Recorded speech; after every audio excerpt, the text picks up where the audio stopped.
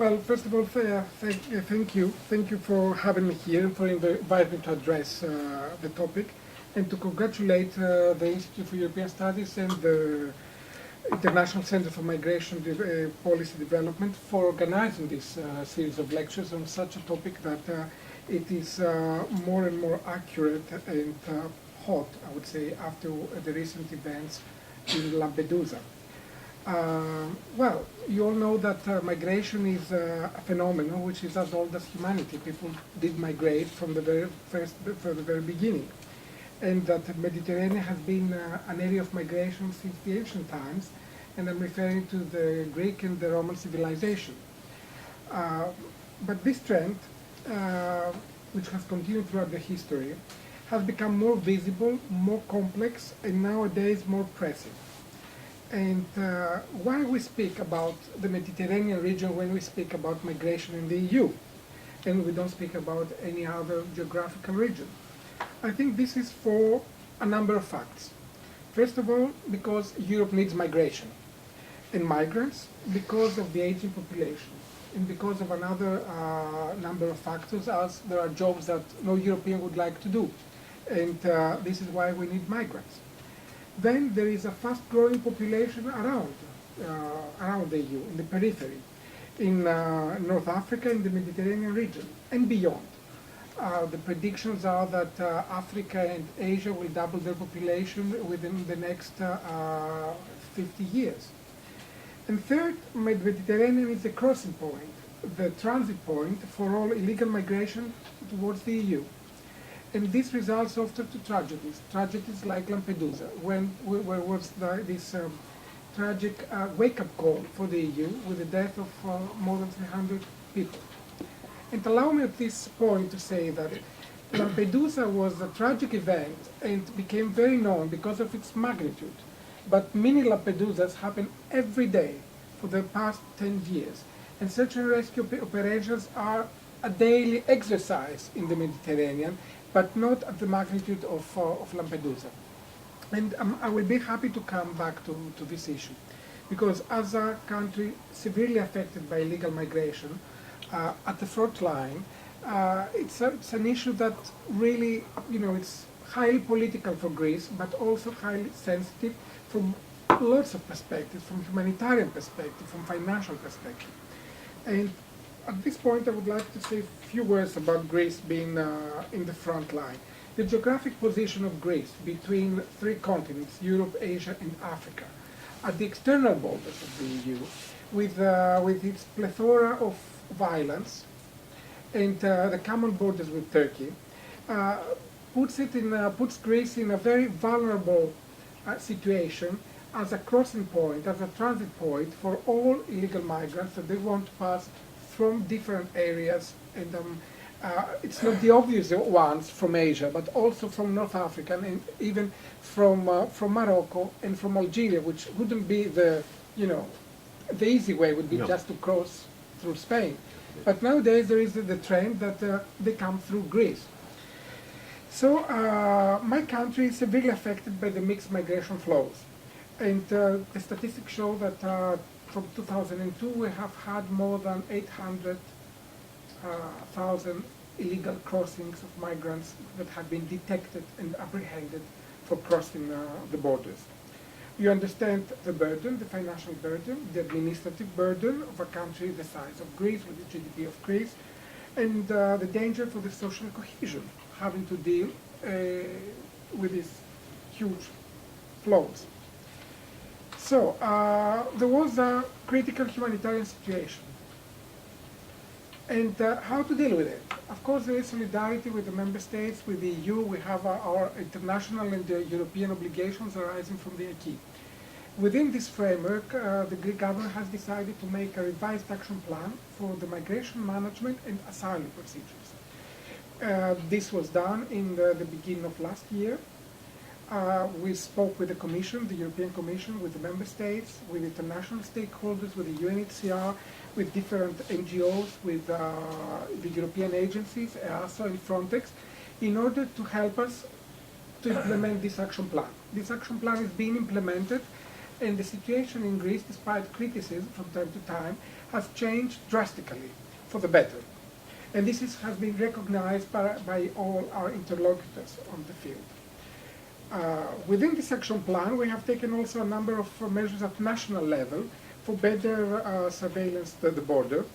That we have different operations, the police, the law enforcement agencies are doing different operations. There is Operation Shield, the Operation Starisa. We have established a technical barrier and also a system of automatized cameras for surveillance of the common land borders with Turkey. This has led to the decrease, a considerable decrease of illegal migration flows towards Greece and towards the EU. In this spirit, I want to make a special reference to the solidarity. Solidarity is foreseen in the Treaty for the EU. It's an obligation for member states. It's not a charity, and it should be shown to any member state and to any who needs it. So, having said these things about my country, about Greece, I would like to make the passage to what the EU is doing, and then I will conclude with what the EU presidency is trying to do during this 6 months period. The EU, in order to deal with migration, has developed a number of policies and tools. The more relevant concerning the external dimension is the GAM, the Global Approach to Migration and Mobility, which was launched in 2005. And this covers the external relations in the field of migration and asylum. We have a renewed EU global approach to migration now, which serves for the dialogue of cooperation with non-EU countries, with the third countries. It focuses on 4 pillars. First, on better organizing legal migration and fostering well-managed mobility that we all need. Second, preventing and combating illegal migration and eradicating trafficking in human beings. Thirdly, maximizing the development impact of migration and mobility. And fourth, promoting international protection and enhancing the external dimension of asylum. The main instrument of this policy is the mobility partnerships. And the newest example of mobility partnership is the one with Tunisia that was signed at the margins of the last Justice and Home Affairs Council last Monday. There is one that will probably be signed during the Greek presidency with Jordan, and there are a number of others with Morocco as well signed in June 2013. Another tool at the service of the EU has developed is the new MFF, the new multi-annual financial framework, which tries to make cooperation more flexible. Flexible and at the same time programming with policy dialogues. It's about funding, but without funding there wouldn't be cooperation, because you understand that all these policies, all these projects require funding, that no one can have sufficient funding for this if it stands alone. So there is centralized management for the envelope to proceed for the funding, and also there is a more effective response to emergencies, because emergencies happen. And we've seen the situation, let's say, recently in Bulgaria, where there was a sharp increase of refugees, of Syrian refugees coming through Turkey, through the common Bulgarian-Turkish border to Bulgaria. The last, I wouldn't say tool, neither policy, but I consider it as an instrument, is the Task Force for the Mediterranean, which was established after the event, the accident in Lampedusa. And this focuses on 5 fields: on cooperation with third countries, on the resettlement, the regional protection programs, and the reinforced legal ways for access to the EU, the fight against trafficking, smuggling, and organized crime, because when we speak about illegal migration, we have to have in mind that there are organized traffickers behind this. The reinforced border surveillance, and the assistance and solidarity with member states dealing with high migratory pressure. There is, of course, the common European asylum system, which is now in place and is in the phase of implementation, and another number of initiatives related to the field of legal migration, border management, visa policy, which, because all these different instruments and fields are interrelated. the one complements the other, and they are all part of the broader migration policy. So, this is what the EU has in place. So what is the Greek presidency trying to do in this 6 month period?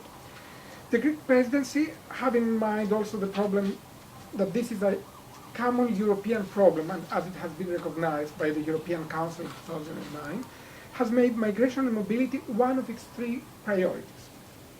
The others being growth and jobs and further integration of the Eurozone. On the migration, borders and mobility area, our neighborhood is facing different problems right now, and we're not living in a very safe neighborhood. The Arab Spring, the Syrian crisis, different crises that may come and arise at any moment in our neighborhood, makes it more acute right now to look at this issue, because our neighboring countries are not, I wouldn't say the word safe, but you understand, in the meaning that are not predictable in cooperating when it comes to migration. So, our efforts are concentrating on highlighting the positive aspects on migration management and promoting the migration and mobility policies. Of course, one of the main issues would be to promote the common European asylum system, and in order to the acquis will be implemented by all member states, to be implemented evenly with no differences. This is the aim, and in cooperation with the relevant EU agencies in the international organizations. We want to make the necessary link more visible for the external dimension of migration. We cannot talk about migration when we're not involving our third countries of origin and third countries of transit. And the Mediterranean region, having said that it is the main transit area for migration to the EU, you understand how more pressing it is to establish this kind of partnership with the Mediterranean countries. So visa policies, facilitation agreements, readmission agreements, visa dialogue. There will be a revision of the visa code that will help migration. This we're expecting the relevant report and the proposal from the European Commission. So all this will contribute to the implementation of the Europe 2020 agenda for growth, because migration, if it's well managed, it reinforces growth. Concerning the global approach to migration and mobility, there will be an evaluation of the renewed GAP, and probably we'll see what the report. We're already seeing what the report of the Commission is saying. Member States, there is a discussion in the Council, and there is a probability that we'll adopt conclusions on this very highly political topic. On border control, we should focus on operational cooperation. And I'm talking about the Eurosur, about Frontex, about the regulation for the establishment of rules of surveillance when it comes to the external borders during Frontex joint operations. This was a proposal that the presidency managed to seek and managed to achieve agreement with the European Parliament as the other co-legislator. This was one of the pressing issues as well of the actions of the Task Force for the Mediterranean. Then there is the visa policy, as I told you, about the visa code. And of course there is the legal migration, where the Greek presidency managed to achieve an agreement for the Intercorporate Transferees Directive, and is promoting also the directive on the recast for the researchers and the students and the au pairs. And then, of course, we have made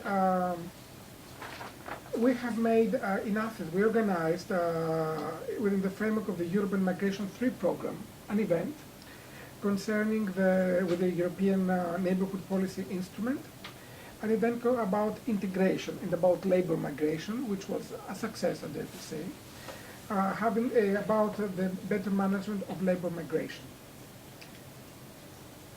All this, and the illegal migration, there is another aspect that I don't know if you are aware about the EU action on migratory pressures, a strategic response. Is a document within the Council that it's been updated. It has actions concerning how to deal with illegal migration, and all member states are contributing to this in order to have an overview of who is doing what in the EU.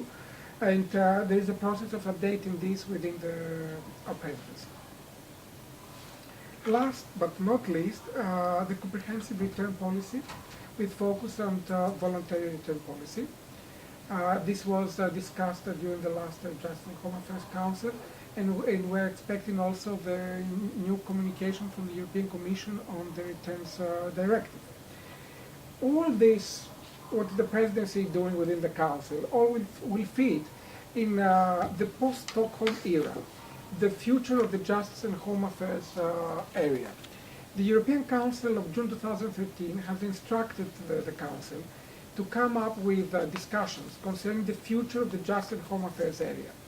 It's the end of the Stockholm program, and now at the June 2014 European Council, at the level of heads of state and government, will decide about the strategic guidelines about the future of the Justice and Home Affairs area. It's about the next phase and how we want this area to be shaped, and what will be the strategy, the policy that will guide all the actions in the legislative programming for the years to come. And this is a very important task. And we are working on that. There are discussions in the Council and the Presidency, building on what has been done with the previous Presidency, the Lithuanian Presidency. And we hope that by June 2014, the European Council will be able to adopt these strategic guidelines.